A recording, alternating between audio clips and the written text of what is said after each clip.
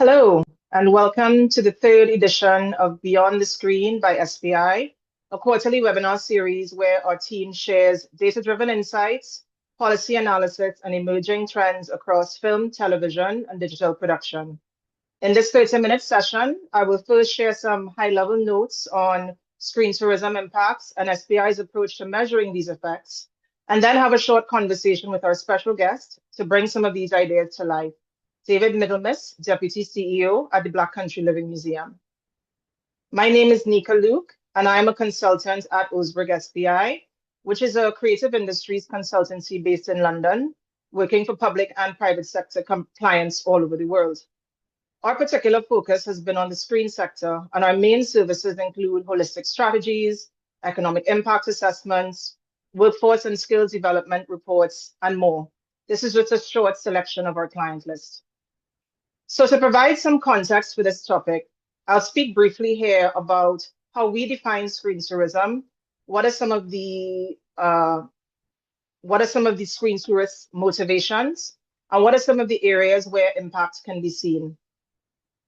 Most directly put, screen tourism is the phenomenon of visitors being drawn to a specific location or attraction because of the emotional or other impact of seeing it on screen.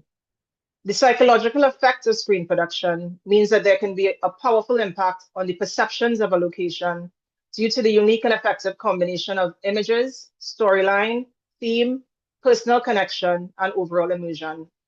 Interestingly, this applies even if the story is not socially positive. The impact on viewers can be rapid while also having the potential to be long-lasting. So these scenes, images, and feelings linger long after watching and can lead to the action of visiting these locations. Series and franchises are effective here because of repeat or committed viewing over years. Digital distribution can prolong the impact as well as the global audience reach in many cases, as we will see with the production we'll discuss later on. In terms of effective formats, it's mainly feature film, drama series, and non-scripted lifestyle shows. But this effect is also possible through exposure to formats like animation and video games. Academic research suggests that film and television productions are more likely to reach wider audiences with less investment than targeted tourism ads and traditional promotion. So it's a strong consideration for diversifying advertising spend. So when we look at the range of screen tourism impacts, we see an impact on visitor numbers, where people are motivated to visit a country, region, or specific location, a dedicated attraction, or to see a live production. You have the spillover benefits of these tourists spending in the local economy, which can lead to new jobs, increased wages, and other economic value in terms of accommodation, food, travel, location entry fees, and specially designed experiences. You have an impact on cultural perceptions through an increase in viewer recognition and an understanding of different cultural norms, values, and experiences. And you have an impact on branding and soft power, which is the act of a country promoting and shaping how it is perceived internationally. And screen production can play a very valuable role here. So at SPI, we have been examining these effects through screen tourism assessment and strategy projects for several clients, and some are listed on this slide. We first assessed this in 2007 in a study called Stately Attraction for the then UK Film Council, looking at the ongoing induced impact of 31 different UK short films or programs on national and international tourist visits. And of course, the UK continues to be a highly sought after location for many high profile film and TV productions. Our wider sector and economic impact work sometimes addresses screen tourism as governments seek to understand how to measure and potentially harness its potential. So in our work, we see that policymakers around the world are increasingly aware of the many economic and strategic benefits of a healthy screen production sector. However, some areas are more straightforward to measure and value than others. In terms of economic activity, we can measure the economic effect of production through the budget spent on the ground, tracked most effectively through an automatic incentive system, and run through an economic model to ascertain gross value added or GVA, direct, indirect, and induced impacts, and more. It can also be tracked through capital investments in infrastructure, which can be calculated through tracking public data or planning systems. And you can also directly calculate the amount of employment generated if data is collected as part of an incentive system or estimated through economic modeling. By comparison, screen tourism is difficult to measure, largely because of the broad range of emotional and other reasons why people choose to visit a certain place and the relative difficulty in accessing usable primary data on these motivations. The gold standard, therefore, in screen tourism measurement should be to capture additionality, the percentage of visitors who would not have been in the jurisdiction or at the attraction in question without first being influenced by screen content. That said, without being able to add specific questions to a national passenger survey, gathering data is time-intensive and costly, requiring in-person surveys and fieldwork at multiple locations, so it is quite a labor-intensive process. We therefore devised a pilot study to refresh our approach to quantifying screen tourist motivations and the impacts of screen tourism for regions and attractions. To do this, our team partnered with Black Country Living Museum to issue a comprehensive survey to their visitor database and collectively analyze the results. This is an award-winning living history museum based in Dudley in the West Midlands that showcases 300 years of Black Country history, and it's the perfect location for a production set in the right era. The museum was used as one of the key sets for the Peaky Blinders series and the just-released feature film, and it hosts immersive events called Peaky Blinders Nights, where visitors can take part in a themed experience. So just a bit about our thinking and process for identifying the Peaky Blinders additionality in the museum's visitors. We designed the online survey based on our thesis questions and based on our methodologies from previous screen tourism studies, consulting with the museum throughout the process to make sure that we had the nuance correct. We targeted adults who had visited since the start of the series in 2013 in 3 visitor groups from the West Midlands, the rest of the UK, and then international, so countries outside of the UK. We looked at demographics, motivations, wider museum experience, and estimated spend, and the survey went out to approximately 150,000 persons with a final response of just over 5,000. Finally, we added a qualitative element to test our findings by interviewing 3 visitors about their experiences. So these next few slides present just a few of the key questions that we asked respondents to illustrate the potential additionality value of this subset of tourists. Looking first at international visitors to the UK, about 3% of respondents in this group were purely motivated by film and TV overall to visit the UK, and 2% were motivated by Peaky Blinders specifically. While a relatively small sample, this indicates additionality for the UK economy and the strength of film and television as a driver of these decisions. Looking next at international and the rest of the UK tourists and their motivations for visiting the West Midlands, the percentage increases to 5% of respondents who would not have visited if not for its film and television associations. This shows that screen tourists are highly additional to the West Midlands economy and presents opportunities to lean into those connections in the future. Now, for all visitors surveyed who were motivated to visit the museum because of Peaky Blinders, that percentage landed at 4%, which again demonstrates high additionality to the attraction. Looking very briefly at spending, the survey showed that across all categories of visitors, Peaky Blinders motivated tourists were inclined to spend more at the museum than traditional visitors, more willing to spend on experiences, memorabilia, and other offers at the museum. And then in terms of estimating screen tourism value to the West Midlands, out of the international tourists we surveyed, 6% would be considered additional, meaning they wouldn't have to travel to the West Midlands. They wouldn't have traveled to the Midlands, without its links to film and television. So if we apply this proportion to all international visits to the region, this would amount to nearly 127,000 screen tourist visits, bringing in almost £67 million in tourist spend. This indicates the potential returns for the West Midlands in leveraging screen content as part of their tourism strategy.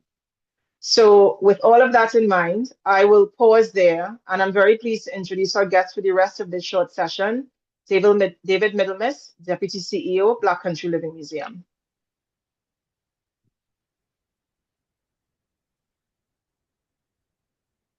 Hello. Good afternoon. Thanks for Good having me. afternoon. Look, Thanks I've for come in my joining. hat, everybody. Thanks for joining, and that sets the tone for the rest of this conversation. I love it. Appreciate Shall I your take time it off tonight. now? I think so. Quite itchy. Thanks for joining, and we really appreciate your time. No, that's a pleasure. Good to be here.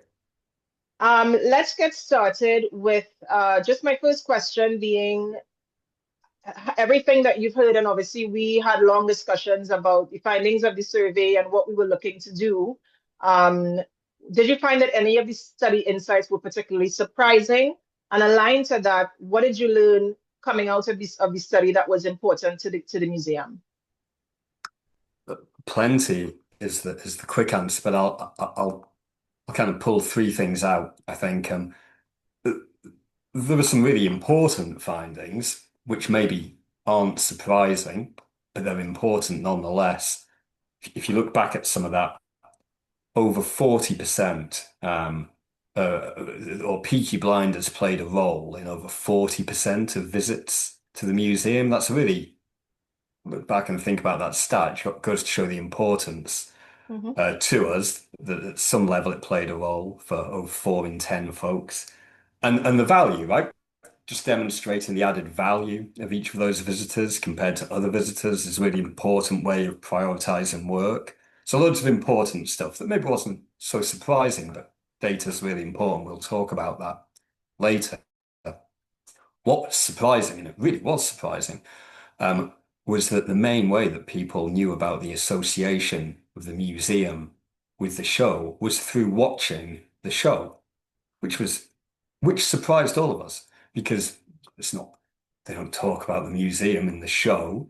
Why would 23% of people know about the museum through just watching the show? And really, Hmm. that shocked us. But it underlined the real power of the association, that the recognition would be so high for the museum.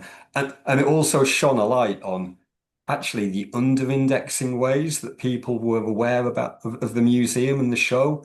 Tour Hmm. operators and organized tour websites were really low in terms of how people knew about us, and they pointed a way for us to act in the future.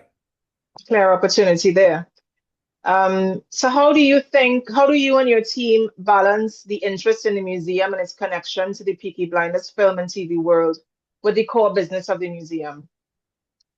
I mean, this is a real challenge for us because although um, we can't really speak for the Brummie pride in Peaky Blinders because we're not in Birmingham. It's not one of our Hmm. stories. We're in the Black Country, but we do share in it. But the purpose of the museum, of course, is nothing to do with Peaky Blinders. It's champion the Black Country, Hmm. celebrate its people and communities, and share its heritage and history. And we can't do that as a living museum day to day and talk about Peaky Blinders um, within what people come to experience in our kind of 29 acres Hmm. day to day. So we work really hard to balance it. What we do first of all is make sure all of the team are aligned and get that something like this Peaky Blinders for us, could be anything for somebody else, Hmm. is a really powerful gateway for people who actually we'd struggle to convince that a Black Country story is relevant to them. They're not from the Black Country. But then it's a gateway to way to find us. And then when they arrive, of course, that we can tell them the stories that we have to share with them. And then so we view it as a gateway, right? That's the key thing. That's the key answer. That's how we navigate this difference. And then we can all get Yeah. behind the importance of it. Hmm. And of course, there are particular things that we do, which mean we can give people an experience that meets their expectations as screen tourists, Hmm. even though it's not there in the day-to-day offer. Yeah. And I guess just related to that, how have the results of the study influenced your thinking Hmm. around the connection to the Peaky Blinders world? In terms of, we talked a little bit about the potential and the opportunities that you might have. Without sharing too much, of course, can you share with us what changes or additions you might have made as a result of the study? Yeah, sure. Three things, I suppose. One, it's the data wins, right? You know, in organizations which are complex and competing priorities, data cuts through. Mhm, That's really important, right? That's a sort of one headline observation of this kind of work. And so it's emboldened us to do more. That's the first thing to say because the data's there to support it. Okay, well, two, we took that under-indexing message that came through from how people were aware of us, and we mhm, realized we've done the really hard bit, right? People associate us with the show through mhm, watching the show. That'd be the hardest thing to do. We're actually under-indexing on some of the easiest things to do. So we're organizing things with group travel, mhm, group tours, guided tours that we haven't done before because we can see the opportunity there in the data. And then the mhm, third thing is um, it you know it's a time of challenge for lots of visitor attractions, wider economy, retail. mhm, And so it's made us think again about how we can incorporate the lever of Peaky Blinders into the day-to-day mhm, offer. And so we went out and built a self-guided brochure, right? So that people can come, experience the museum with a filming location brochure. And we were able to do that, I should say, only all of this, in conjunction with the distributor, Banijay, who've been extremely collaborative in helping us do that. So power of data cuts through. mhm. We were able to identify kind of really important sector that we weren't answering, and then it made us think about how we navigate that everyday offer. Brilliant. And you mentioned the producer, Banerjee. Can you Hmm. talk a bit about the museum's approach to negotiating location filming with the producer? It happened over, of course, a number of years Hmm. since 2013 until. So one can imagine that there's a tight relationship there. Can you talk a bit about how you've negotiated and navigated that over the years? Yeah, sure. I mean, it starts with a kind of the backstory very, very briefly is interesting, right? What scenes from all of the six seasons have been filmed at the museum, and that Hmm. started in 2013. And when we started in 2013, we were naive and completely new to the world of filming, right? New, Sure. really new. And when they started filming, I mean, we didn't make much of it. They just started filming. The museum wasn't even closed. They were just filming and people were there. They said, just stop walking around in the back, please. Mhm, And of course, things changed over the following kind of decade, right? So we grew with the series really. And I suppose that's the first thing. Um, our approach to it, and I think the important thing, couple of things. We focused on what they need to mhm, what they need to be successful. We built trust with them mhm, by working around their needs fundamentally. I mean, we learned a lot about what they were as they go, and we developed our in-house capacities. We did so, but we we've benefited a great deal from the association, including up to last week. There's a lot of noise around the new movie, and so lots of folk unsolicited saying nice things about the museum. But they're doing that because we haven't tried to kind of overly monetize or kind of mhm, work on it in the early stages. We just built trust by trying to do a good job for them. So you do that on the one hand, and the final thing to say, at the same time, don't undervalue yourself as a location, right? That's not a good way of building trust either, by the way, kind of like underselling yourself, undervaluing yourself. So don't undervalue yourself, but kind of do a good job for them. brilliant. Um, I wanted to talk a little bit about Peaky Blinders Nights that I've mentioned earlier in the presentation. And I'm very curious about what are your takeaways from observing fans of the show who attend these events? It's a fully immersive experience. People are able to dress up, and then the museum facilitates that further immersion by the event that you put on. What have you learned by observing the fans of the show who come to the event? And we have one on Saturday night as well, I should say. Although it's sold out. And so they're fantastic, right? They're amazing events. Hmm. 2,500 people there each night, all dressed up. Um, Wild atmosphere. And I suppose you can imagine kind of what that's like. What's the learning as the years have gone by? I mean, the popularity has grown, remains robust. And in times when maybe general visitation is competitive Mhm. and is hard, what it's underlined is that people respond and still respond really well if you can create an immersive experience that's got a value on it, right? People, it's kind of a ticketed product. People, but but they want to create memories from unique experiences. And if you can provide something that's going to create a memory from a unique experience, it's Mhm. extremely popular, even in times of challenge. And so I think that's the learning which we try and take to our other activities, non-Peaky Blinders related, right? Mhm. Because people come for a Christmas event, if people come for an Easter event or a 60s night, right? 60s night coming up in May, what we've got to create It's a unforgettable similar memories, ethos. Yeah, it's a similar experiences, idea, right? similar ethos of making sure people Yeah, are satisfied. yeah. We can be the stage, right? People be stars of their own movie kind of thing, right? And that's a wider trend, right? In the sector, that really tightly programmed, impactful events Mhm. still do well, right? Even if the price is higher than for what doesn't do so well is stuff that's just in the middle. If you're not creating unforgettable memories, that's a Right. challenge, right? At any price. And we saw from the data, as you rightly said earlier, the importance of data. We saw that people who are committed to the idea, committed to the show, committed to the IP are willing to pay a bit more to have the experience or Hmm. to take a piece of the production or a piece of the experience home. So certainly an opportunity for those listening and for the museum in terms of how to think about using that information. Yeah, yeah, I agree with that.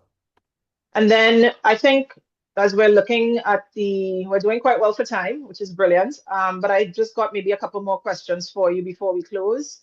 So, given the high profile attention to this particular production and the impacts on the museum that you talked about, and you also talked a little bit about your experience working with the producer over the period of time, how might your approach change when negotiating future such arrangements with producers of new productions?